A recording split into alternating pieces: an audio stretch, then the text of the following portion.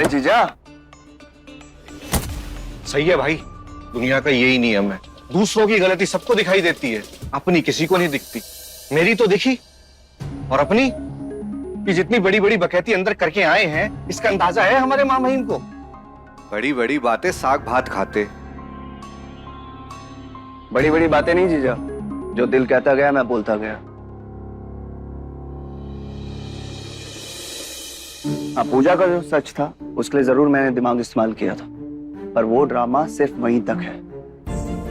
एक बात जान लो जीजा, भले ही मैं ये शादी पैसों के लिए कर रहा हूं, लेकिन पैसा कभी परवाह पे हावी नहीं होगा। मैं पूजा को कभी धोखा नहीं दूंगा, उसके एक पत्नी का मान सम्मान सब कुछ दूंगा, और उसके पिता से जो भी शादी का तोहफा मिलेगा उससे अपनी फैमिली का सारा कर्ज चुकाकर बचे हुए पैसों से बिजनेस करूंगा, और 2 साल में सारे पैसे सूद समेत वापस। उपहार क्या, उधारी समझ लो इसे, समझे जीजू? अरे कब तक सौतनों की तरह नाराज रहोगे? छोड़ो ना। सॉरी, जीजा ही है।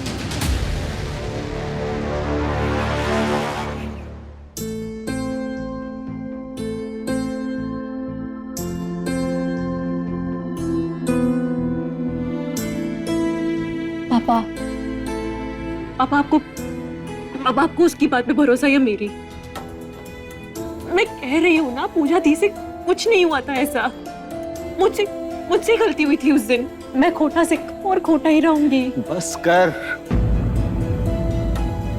वो रणवीर सही आईना दिखाकर चला गया। जब मैं खुद ही अपनी हीरो जैसी बेटियों पर भरोसा नहीं करूंगा तो तुम दोनों कैसे मुझसे अपनी हर बात साझा कर पाओगी?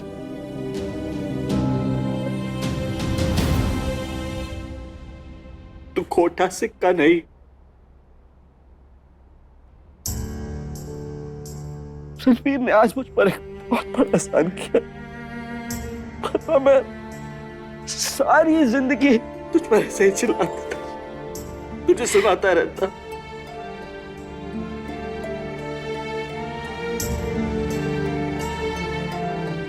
पूजा, मैं अब तक यही समझता था कि तू मेरी सबसे अच्छी बेटी, कि शिवांगी मेरे पिछले किसी जन्म का कोई गुनाह। मैं गलत था। अगर तू मेरा अभिमान है ना, तो ये शिवांगी मेरा स्वाभिमान है।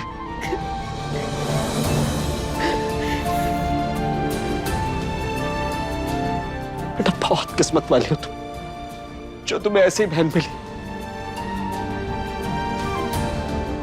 जो एक ढाल बनके तुम्हारी रक्षा के लिए तुम्हारे सामने खड़ी हो जाती है।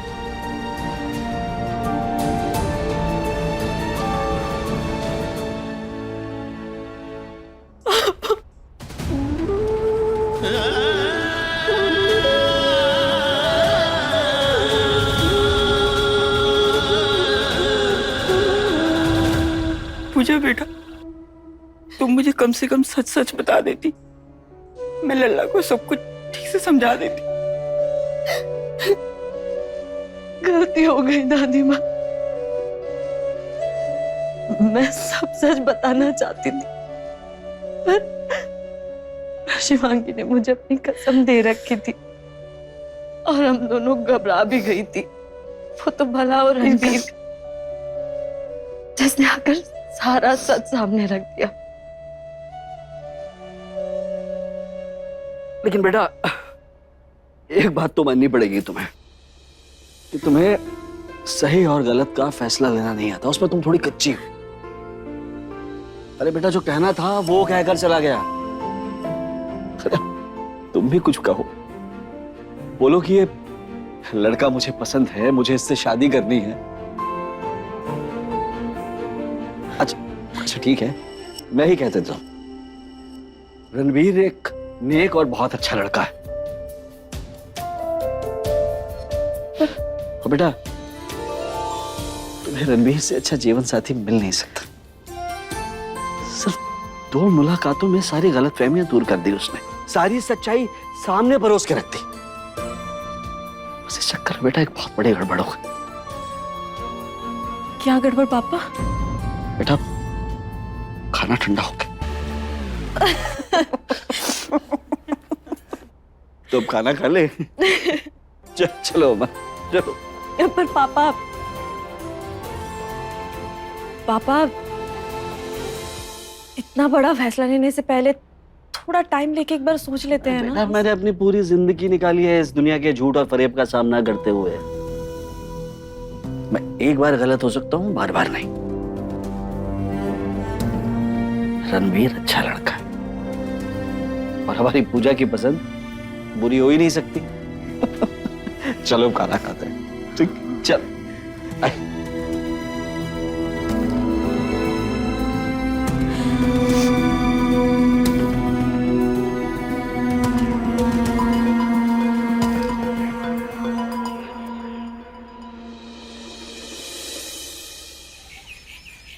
धनुष उठाए प्रत्यंच ताने, टूटी धनुष जनक हर्षाने। जब धनुष उठाया और प्रत्यंच चढ़ाई, जनक जी प्रसन्न हो गए क्योंकि धनुष टूट गया।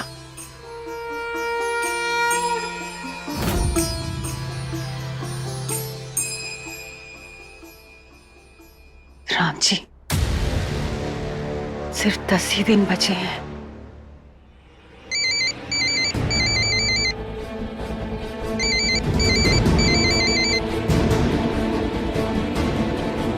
जी कहिए। पुष्पा जी, मैं देवकी प्रसाद तिवारी बोल रहा हूँ आजमगढ़ से। वो पंडित नारायण मिश्रा आपके होनहार बेटे रणवीर का रिश्ता लेकर आए थे।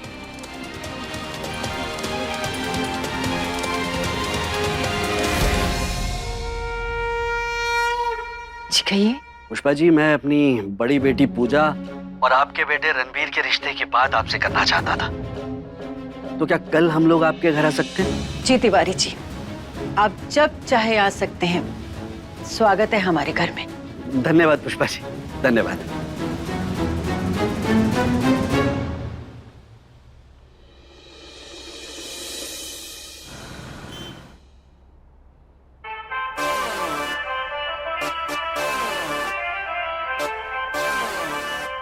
जीजा, कब तक नाराज रहोगे? भूल जाओ।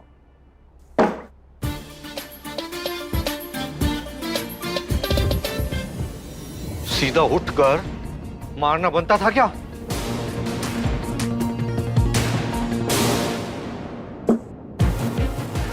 Sorry sorry. अरे गलती हो गई जीजू। अच्छा ठीक है, गाल सामने है, मार लो। और एक नहीं 2 मारो। शादी का गिफ्ट है, नाराज नहीं, मारो।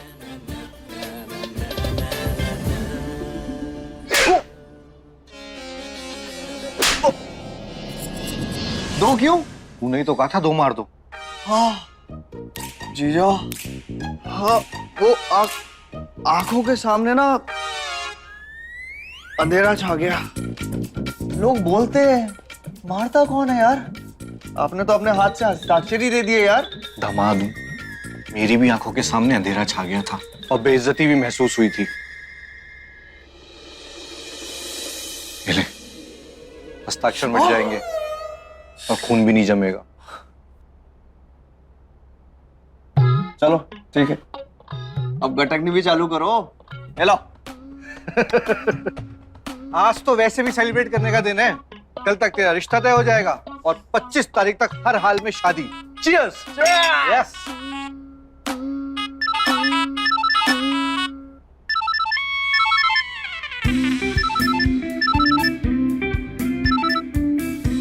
हेलो। क्या लगता है तुम्हें? तुम्हारा ये ढकोसला तुम्हारे प्रभु राम जी को समझ में नहीं आ रहा है? हाँ हो ना। अरे 9 महीने जिन्हें पेट में रखकर जन्म दिया उन्हें तो बख्श दो। इसी रामायण में कौशल्य और कैकेयी दोनों माएं हैं, तो कौशल्य को क्यों नहीं चुनती हो? अपने बेटे का इस्तेमाल करके किसी की लड़की की जिंदगी बर्बाद मत करो। आपने भी तो किसी की लड़की की जिंदगी बर्बाद की है ना।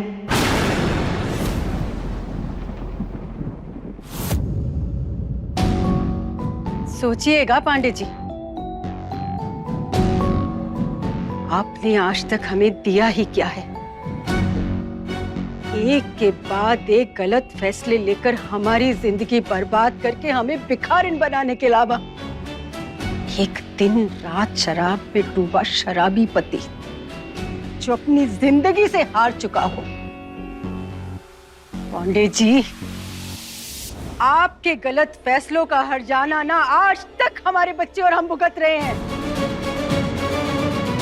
आपकी नजरों में हमारा फैसला गलत होगा, लेकिन हमारे लिए बिल्कुल नहीं, क्योंकि हमारे फैसले से हमारे बच्चों का आर्थिक और सामाजिक भविष्य उज्जवल होगा। पुष्पा, गलती मुझसे हुई है तो सजा मुझे दो ना, बच्चों को क्यों बीच में ला रही हो? एक नाकामयाब पिता की ना यही सजा है। या तो उनके बच्चे पाई पाई को तरसे, या फिर उन्हीं पैसों से उन्हें तराजू में तोल दिया जाए। यही तो होता है ना शादी का उपहार। हाँ, पैसा चाहिए तो चाहिए। एक अच्छी पढ़ी लिखी लड़की घर आएगी, अच्छी नौकरी करेगी और घर में पैसे की आवाक बनेगी। फिर उन उपहार के पैसों से हमारा रणवीर बिजनेस करेगा और उन बिजनेस के पैसों से वो एक एक पाई उस उपहार की चुका देगा, वो भी 2 साल के अंदर। तो फिर क्या गलत है इसमें? नियत तो हमारी साफ है ना। नियत साफ है। अरे जब तुम्हारे तरीके ही गलत है तो साफ नियत का दावा और दिखावा क्यों पुष्पा? मैं तुम्हें अब और सबको फरमाने नहीं दूंगा पुष्पा। अगर तिवारी जी को कल तुमने अपनी मंशा नहीं बताई ना, तो मैं तिवारी जी को सब कुछ बता दूंगा, सब कुछ, कि ये शादी क्यों हो रही है। और उसके बाद अगर तिवारी जी अपनी लड़की की शादी इस घर में कराना चाहे तो मुझे कोई तकलीफ नहीं, पर मैं अपनी औलाद से किसी और की औलाद को धोखा नहीं दिला सकता।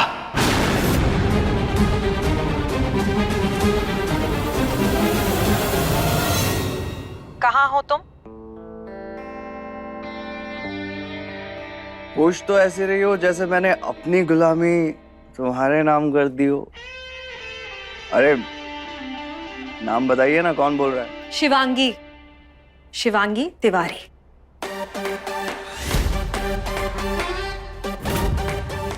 शिवांगी?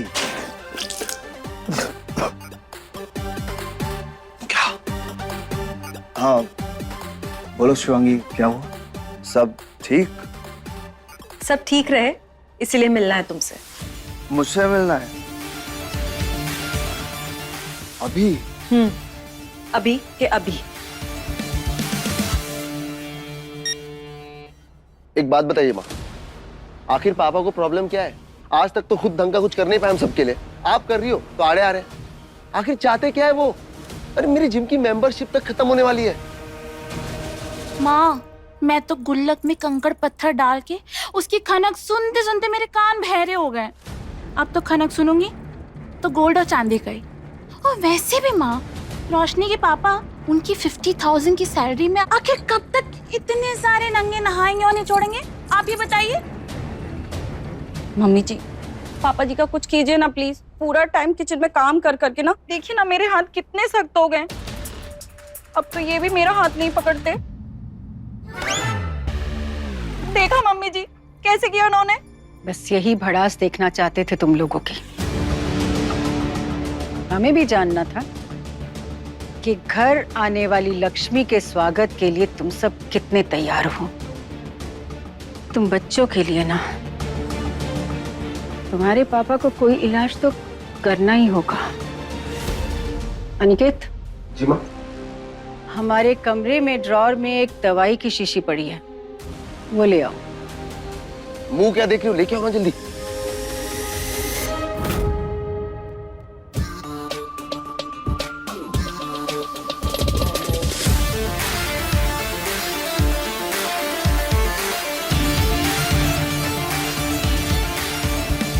ऐसे अचानक याद करने की वजह?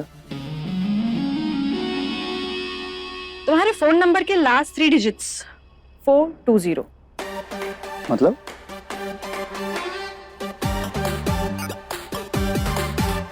$420 है। तो आगे का नंबर भी याद कर लेती ना, 108 108। चाहो तो माला जप लो मेरे नाम की। इस बकवास के लिए बुलाया था? सच जानने के लिए।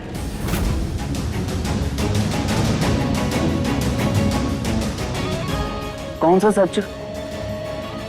तुम ऐसे अचानक से मेरी जिंदगी में क्यों आए हो?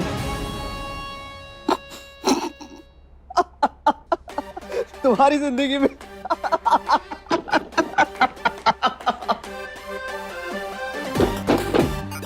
जोक मारा मैंने?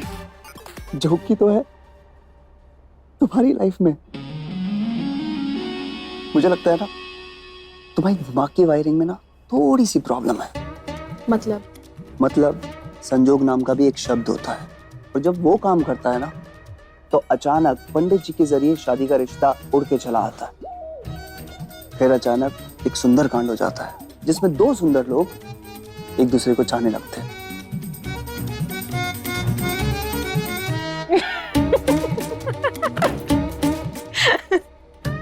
ये जोक था। तुम और सुंदर। वो तो पूजा की नजरों से पूछो। जिसके दिमाग में शक का कीड़ा होता है ना, उसे तो कोई नूर भी पत्थर लगता है। यही अंतर है तुम में और पूजा में। पूजा ने अपना हीरा पहचान लिया है, लेकिन तुम अभी भी शक के पत्थर पर सर मार रही हो। अंतर है, बहुत अंतर है।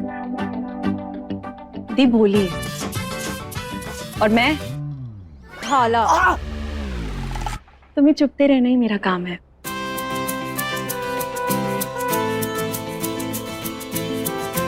और दी को तुमसे बचाना भी तो है। सीधे सीधे बताओ, क्या प्लानिंग चल रही तुम्हारे दिमाग पे?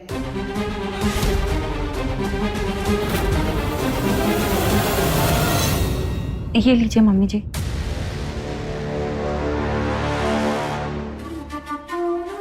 हमारे सत्यवादी ससुर जी रोज रात को सोने से पहले दूध पीते हैं। जी मम्मी जी।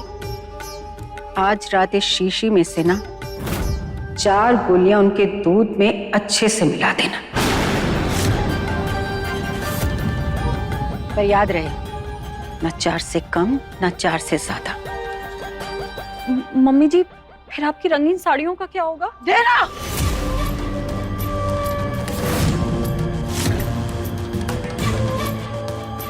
अगर तुम किसी काम की होती ना तो हमारे बेटे रणवीर को इस झूठ का सहारा नहीं लेना पड़ता।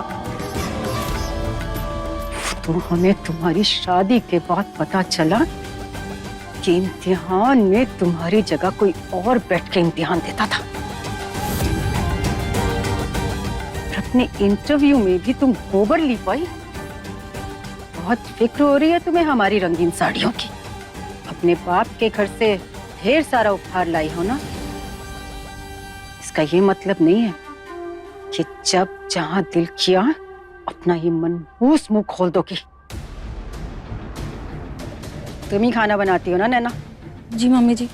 इसीलिए जिम्मेदारी तुम्हें सौंप रहे हैं। काम ठीक से करना, वरना सारी जिंदगी ना रसोई में बर्तनों का संगीत सुनती रह जाओगी। लेकिन माँ आखिर ये है क्या? बेहोशी की दवाई, ताकि जब कल तिवारी जी यहाँ आए तो तुम्हारे पापा गहरी नींद में सो रहे हो। कह देंगे तिवारी जी को कि तुम्हारे पापा का बीपी हाई है, इसलिए दवाई लेके सो रहे हैं।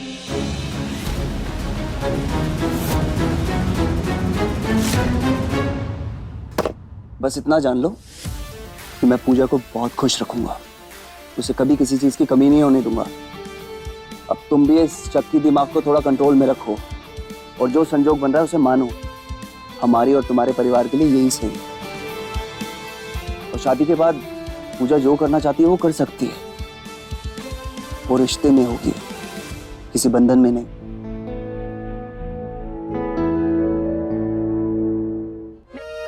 Interesting, very very interesting. तुम दी से 2 बार मिले हो, सिर्फ 2 बार। मेरे मना करने के बावजूद तुमने पापा को सब सच बताया। दी और पापा की नजरों में हीरो बन गए और अचानक से शादी का प्रपोजल दे दिया,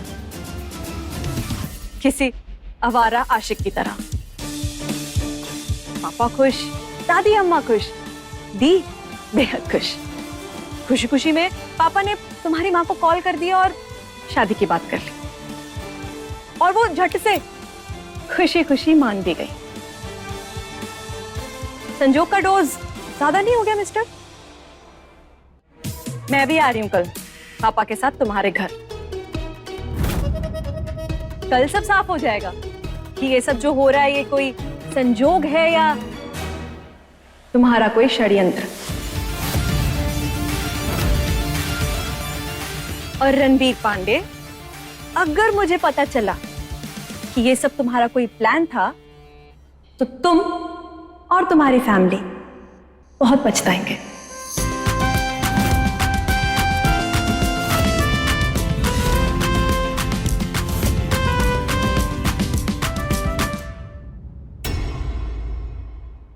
नमस्ते तिवारी जी। जी नमस्ते। पांडे परिवार में आपका स्वागत है।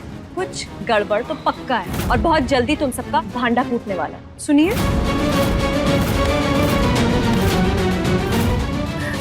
आप रंगबाजी दिलों की, रात 9 बजे दंगल टीवी पर।